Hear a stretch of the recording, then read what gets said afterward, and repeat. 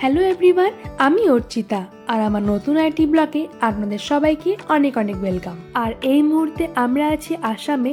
আগের ব্লগে দেখিয়েছিলাম আমরা আমাদের প্রথম দিন আসামে কিভাবে কাটালাম, আর আজকে আমাদের দ্বিতীয় দিন আসামে। তাই আমরা সকাল সকাল উঠে গাড়িতে করে চলে এসেছি এইখানকার বিখ্যাত মা কামাখ্যার মন্দিরে।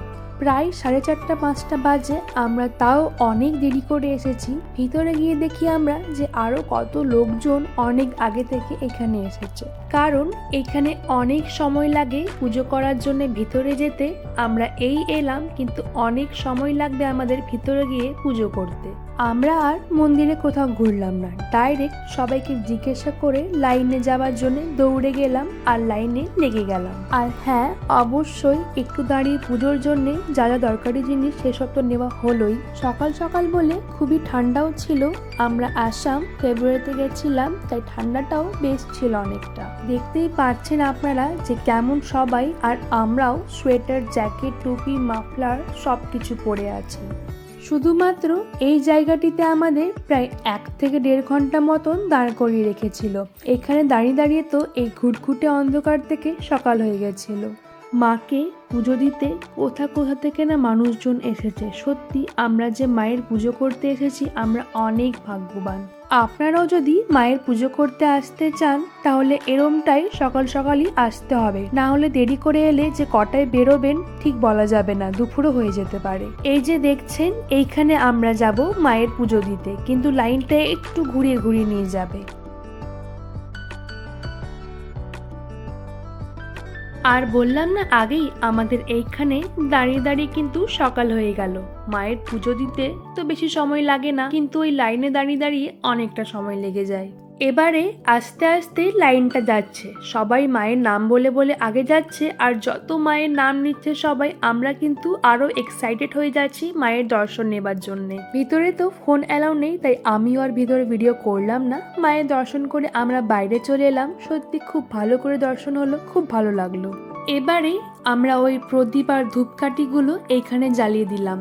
ভিতরে তো সেগুলো অ্যালাউ করে না, তারই জন্য। তারপরে আমরা আগে যেগুলো করিনি, ডাইরেক্ট তো এসে লাইনে লেগে গেছিলাম, তাই একটু চারিদিকগুলো ঘুরে নিচ্ছিলাম। আর অনেক দোকান ছিল, তাই অনেক কিছু জিনিস কিনে নিচ্ছিলাম। ঘুরে নিবার পর অনেকগুলো জিনিস কিনলাম। সবকিছু সেরে নিয়ে আমরা হোটেলে গিয়ে ফ্রেশ হয়ে বেরিয়ে পড়লাম ব্রহ্মপুত্র রিভারের জন্য। সেইখান থেকে আমরা যাব উমানন্দ মন্দিরে, যেটি আছে উমানন্দ রিভার আইল্যান্ডে।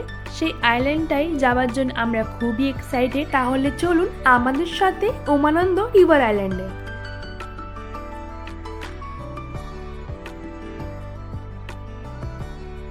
আমরা চেপে গেছি বোটে, কিন্তু জানি না কখন এটা ছাড়বে। প্রায় অনেক মানুষজন বসে পড়েছে, তাও ওয়েট করছে, হয়তো আরো লোকজন চাপবে। এই বোটটাই আমাদের এক একজনের 200 করে লেগেছিল, আসা যাওয়া সব মিলিয়ে।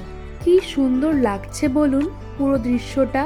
আচ্ছা, তা এই উমানন্দ রিভার আইল্যান্ডটিকে পিকক আইল্যান্ডও বলা হয়। একটি ব্রিটিশ অফিসার এই আইল্যান্ডটির নাম পিকক আইল্যান্ড রেখেছিলেন, কারণ সেই আইল্যান্ডটা দেখতে মনে হয় কোনো পিকক মানে ময়ূর নিজের পঙ্খগুলো ছড়িয়ে আছে, তাই এই আইল্যান্ডটাকে পিকক আইল্যান্ডও বলা হয়। এই রিভার আইল্যান্ডটাই আপনারা কখনো আসতে পারেন, বাট বর্ষাকালে তখন এইখানকার ওয়াটার লেভেল অনেক বেশি হয়ে যায়, তাই সেই সময় এই বোট সার্ভিসগুলো বন্ধ হয়ে যায়। তা হতে পারে রেনি সিজনে এই বোট সার্ভিস বন্ধ থাকতে পারে। বেস্ট প্রেফারেন্স উইন্টারে, সেই সময় এইখানকার বোট সার্ভিস সব সময় অ্যাভেলেবেল। সত্যি এত সুন্দর দৃশ্যগুলো এত বেশি ভালো লাগছে। কালকের দিনটাও বেশ আনন্দতে কাটলো, আজকের দিনটা আরো বেশি আনন্দে কাটছে। সকাল সকাল মায়ের দর্শন পেলাম, আর তারপরে এই এত সুন্দর দৃশ্য দেখতে পাচ্ছি, আর কি চাই বলুন।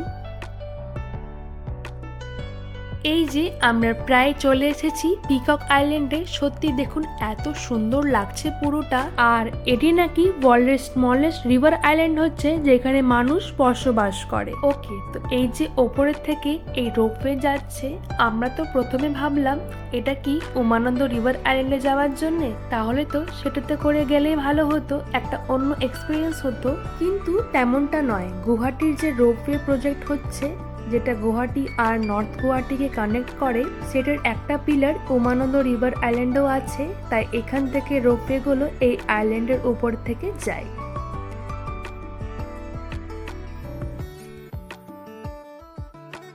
চলুন এবার নামবো আমরা, দিয়ে অনেকটা উঠতে হবে।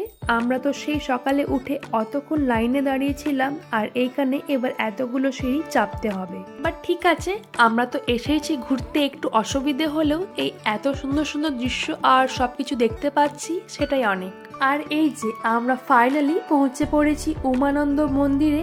অনেক ভিড়, অনেক লোকজন এসেছে পুজো করতে, কিন্তু আমরা আর পুজো করব না, একটু দর্শন করে চলে আসবো, কারণ প্রায় দুপুর হয়ে গেছে আর আমরা ব্রেকফাস্ট করে নিয়েছি, তাই খাওয়া দাওয়া করে তো আর পুজো হয় না, তাই না? চারিদিকটা একটু ঘুরে নিলাম, খুবই সুন্দর পুরোটা, সবকিছু অ্যাভেলেবেল এখানে দেখলাম। এই যে ওপরে মন্দির আর নিচে পুজো করার সবকিছু পাওয়া যাচ্ছে। আর যেখানে নামলাম আমরা সেইখানে খুব সুন্দর করে মেলা বসে আছে, অনেক জিনিসপত্র পাওয়া যাচ্ছে।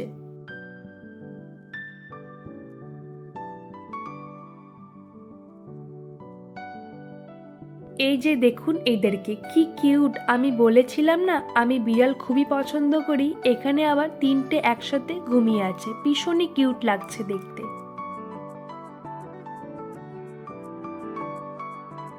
তা আমাদের দর্শন করা হয়ে গেছে, আমরা এবার চললাম, কিন্তু আমি অনেক তাড়াতাড়ি করে নিচে চললাম। বললাম না অনেক মেলা বসে আছে নিচেটাই, আর আসার সময় আমি দেখলাম যেন ভেলপুরির মতন কিছু একটা পাওয়া যাচ্ছে, সেটা খাওয়ার জন্যই আমি চললাম নিচে। বাট আমার ব্যাড লাক, আমি অন্য কিছু দেখে পরে ভাবছিলাম যে ভেলপুরি পাওয়া যাচ্ছে, আমার আর ইচ্ছে হলো না খাবার। বাট মা বলল তা এলি যখন তাহলে যা পাওয়া যাচ্ছে সেটাই খেয়ে নে। তাই এইখানে ওই চটপটা কি একটা পাওয়া যাচ্ছিল, আমার ঠিক নামটা জানা নেই, সেটাই খেলাম আর বেরিয়ে পড়লাম আমরা হোটেলের দিকে। ও না না, এইখানে আইসক্রিম পাওয়া যাচ্ছিল, সেটা আমরা সবাই খেলাম। বেশ ওয়েদারটা খুব ভালো ছিল, গরম গরম, তাই আইসক্রিম খেতে ভালোই লাগলো। বেশ দিনটা খুব ভালোই ভাবে কাটলো, খুব মজাও করলাম আমরা সবাই।